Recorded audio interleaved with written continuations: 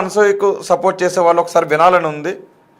Hello hello అమ్మా, చెప్పండి అమ్మా. సార్, నా పేరు మౌనిక అండి. మౌనిక గారు చెప్పండి అమ్మా. అది శివాజీ గారు మాట్లాడిన దాంట్లో తప్పైతే ఏం లేదు సార్ అసలుకి. ఓకే, మరి ఎందుకు అనసూయ లాంటి వాళ్ళకి, సినిమా లాంటి వాళ్ళకి తప్పు అనిపిస్తుంది ఏంటండి? అంటే కొంచెం చెప్పే విధానం అన్నది కొంచెం హట్ అయ్యేలాగే చెప్పారు, కానీ వాస్తవాన్ని చెప్పారు. ఓకే, ప్రతి ఒక్కరు అనుకునేది అదే. మేమైనా సరే, నా ఏజ్ ఎంత కదా సార్, జస్ట్ 30 years అంతే. ఓకే, కానీ అంత అసహ్యంగా డ్రెస్ చేసుకుంటే ఎవరైనా అలాగే అనుకుంటాం సార్. మనసులో అయితే ఖచ్చితంగా అలాగే అనుకుంటాం.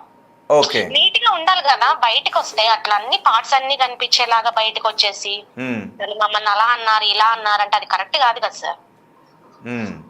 మన డ్రెస్ సెన్స్ ముందు మంచిగా ఉంటే అవతల వాళ్ళ లుక్ అన్నది సరే, వాళ్ళు ఎలా ఆలోచించేదన్న తర్వాత సంగతి సార్. ముందు మనం కరెక్ట్ గా ఉండాలి కదా.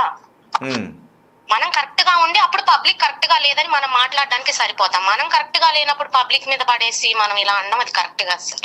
నా సపోర్ట్ అయితే శివాజీ గారికి. మరి కొన్ని పాశ్చాత్య దేశాల్లో అలాగే అరకొర బట్టలు వేసుకుని తిరిగినా అక్కడ మగవారు ఏమి కానట్టు పక్క నుంచి వెళ్తారు, గుచ్చి గుచ్చి చూడరు. మరి మనం ఎందుకు చూడాలి ఇండియాలో, మీరెందుకు చూడాలి అంటున్నారు అనసూయ లాంటి వాళ్ళు?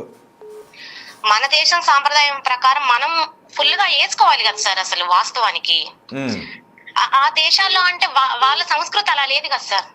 అలా ఉందా? వాళ్ళు ఫ్రీగా ఉంటారు, బాయ్ ఫ్రెండ్స్ మేనేజ్ చేస్తారు. వాళ్ళు అసలు మ్యారేజ్ కే లేదు అక్కడ అసలుకి.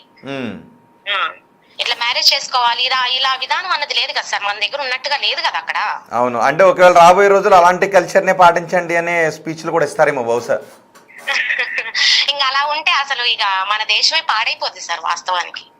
ఓకే, థ్యాంక్ యూ అమ్మా, థ్యాంక్ యూ వెరీ మచ్ మీ అభిప్రాయం తెలియజేసినందుకు.